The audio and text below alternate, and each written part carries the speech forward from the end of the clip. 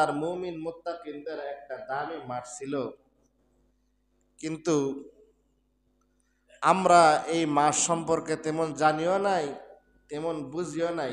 যদি জানতাম তাইলে এই মাসের উপরে আমল করতাম, এবাদত করতাম, জিকির আজকার করতাম, তসবিহ তাহলিল করতাম, মসজিদে বেশি বেশি আসা যাওয়া করতাম। সুতরাং এই মাস আমাদের কাছ থেকে চলে গেছে, আমাদের মনের মধ্যে একটু ব্যথাও নাই। এবং সামনে যে রমজান মাস আসতেছে, আগামীকাল যে শাবান মাস শুরু, এত কি নাই, কোনো আনন্দ নাই।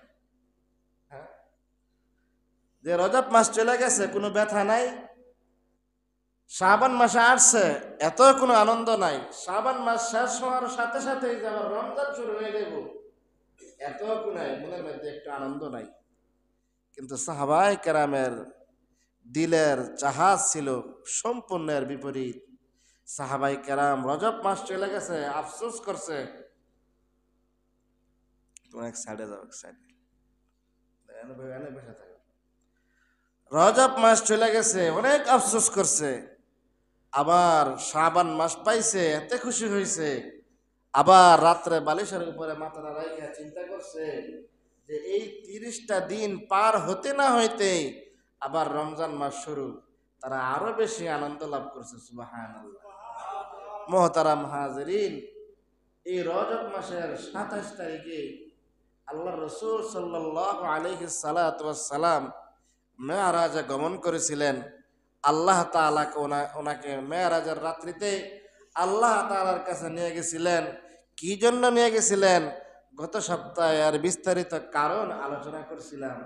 প্রথম আসমানে আদম পয়গম্বরের সাথে সাক্ষাৎ, দ্বিতীয় আসমানে ঈসা ইয়াহইয়া আলাইহিস সালাতু ওয়াস সালামের সাথে সাক্ষাৎ, তৃতীয় আসমানে হযরত ইউসুফ আলাইহিস সালাতু ওয়াস সালামের সাথে সাক্ষাৎ, চতুর্থ আসমানে আল্লাহর নবী ইদ্রিস আলাইহিস সালাতু ওয়াস সালামের সাথে সাক্ষাৎ।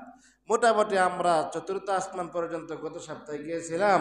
পঞ্চম আসমানে আল্লাহর নবী হযরত হারুন আলাইহিস সালাতু ওয়াস সালামের সাথে সাক্ষাৎ। জোরে বলেন সুবহানাল্লাহ। হারুন আলাইহিস সালাতু ওয়াস সালাম বিশ্ব নবী মুহাম্মদুর রাসূলুল্লাহ সাল্লাল্লাহু আলাইহি সাল্লাতু ওয়াস সালামের জন্য কল্যাণময় দোয়া করেছেন এবং কল্যাণকর কথা শুনছেন এবং বলছেন এবং রাসূলুল্লাহর জন্য দোয়া করেছেন। হযরত হারুন আলাইহিস সালাতু ওয়াস সালামের সাথে পঞ্চম আসমানে সাক্ষাৎ হয়। হযরতে মূসা আলাইহিস সালাতু ওয়াস সালামের সাথে ষষ্ঠ আসমানে সাক্ষাৎ হয়। সপ্তম আসমানে হযরত ইব্রাহিম আলাইহিস সালাতু ওয়াস সালামের সাথে সাক্ষাৎ হয়। আজকার ওই দিকে যাব না। এরপরে আল্লাহ রাব্বুল আলামিনের একদম নিকটবর্তী সপ্তম আসমানের পরে হলো সিদরাতুল মুনতাহা।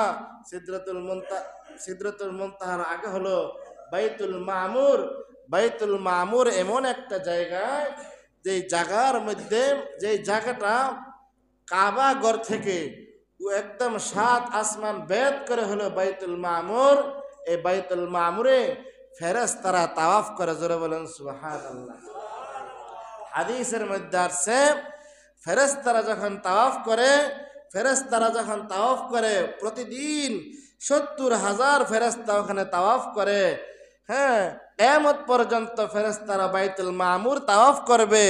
এই প্রতিদিন 70,000 ফেরেশতা তাওয়াফ করা সত্ত্বেও কোনদিন যেই ফেরেশতাগুলো একবার তাওয়াফ করে গেছে, এই ফেরেশতাগুলো কিয়ামত পর্যন্ত আর দ্বিতীয়বার আসার সুযোগ নাই। তাহলে ফেরেশতা অনেক কম না বেশি? অনেক বেশি। প্রতিদিন 70,000 ফেরেশতা তাওয়াফ করে, কিয়ামত পর্যন্ত বাইতুল মামুর তাওয়াফ করবে। এরপর হলো সিদরাতুল মুনতাহা। সিদরাত অর্থ কি? সিদরাত অর্থ হলো কি? বরই গাছ। জোরে বলেন সুবহানাল্লাহ। এখানে একটা সিদরাতুল মুনতাহা, ওইখানে একটা বরই গাছ আছে। হাদিসের মধ্যে আছে একটা বরই হবে, একটা গড়ি আছে না, বড় মাইট, কি কয়, মটকা, একটা বরই হবে মটকার মতো। সুবহানাল্লাহ। একটা বরই গাছের পাতা হবে একটা হাতির কানের মতো। এখন কইবেন হুজুর, একটা বরই যদি একটা মটকার মতো হয়, আমরা খামু কেমনে? হ্যাঁ, হাদিসের মধ্যে আসছে আল্লাহ রাব্বুল আলামিন ওই সময় সেটা আমাদেরকে খাওয়ার ব্যবস্থা করে দিবেন। জোরে বলেন সুবহানাল্লাহ। এক সময় 120 হাত লম্বা মানুষ ছিল। হ্যাঁ, আদম আলাইহিস সালাতু ওয়াস সালাম 60 হাত লম্বা ছিল। মূসা আলাইহিস সালাতু ওয়াস সালাম 10 হাত লম্বা ছিল। তাদের লম্বা, তাদের দেহ অনুযায়ী আল্লাহ তাআলা তাদেরকে দেহের প্রত্যেকটা অঙ্গ প্রত্যঙ্গ বানাই দিছে। বিশাল বড় যদি বড়ই হয়, আল্লাহ তাআলা সে হাত আর মুখের ব্যবস্থা করে দিব। জোরে বলেন সুবহানাল্লাহ। ভাইরা আমার, আল্লাহর রাসূল সাল্লাল্লাহু আলাইহি সাল্লাতু ওয়াস সালাম এশারের নামাজের পর থেকে মক্কা থেকে বাইতুল মুকাদ্দাস থেকে বুরাকের উপরে আরোহণ করিয়া প্রথম আসমান, দ্বিতীয় আসমান, চতুর্থ আসমান, পঞ্চম আসমান, ষষ্ঠ আসমান, সপ্তম আসমান ভেদ কইরা আল্লাহ রাব্বুল আলামিনের দরবারে চলে গেছেন। আম্মা জান আয়েশা সিদ্দিকা রাদিয়াল্লাহু তাআলা আনহা বলেন, অনেক বিক্ষ সাহাবীরা এক একজন এক এক মতামত দেন। কেউ বলেন আল্লাহ রাব্বুল আলামিনের সাথে আল্লাহর পয়গম্বরের সরাসরি সাক্ষাৎ হয়েছে। কেউ কেউ বলে মাঝখানে 70টা পর্দা ছিল, কেউ কেউ বলেন 31টা পর্দা ছিল, আবার কেউ কেউ বলেন আল্লাহর পয়গাম্বর সেজদার মধ্যে ছিল, সেজদার মধ্যে থাইকা আল্লাহ রাব্বুল আলামিনের দিদার লাভ করেছে। জোরে বলেন সুবহানাল্লাহ। এমন এই মুহূর্তে বন্ধুর আগমন, আল্লাহ রাব্বুল আলামিন বন্ধুকে ডাক দিয়া বলো, বন্ধু এত কষ্ট করে আপনি আমার কাছে আসছেন, আমি আপনাকে দাওয়াত দিলাম, আপনিও দাওয়াত গ্রহণ করলেন। বন্ধু আসেন, আপনি আমার কাছে আসেন।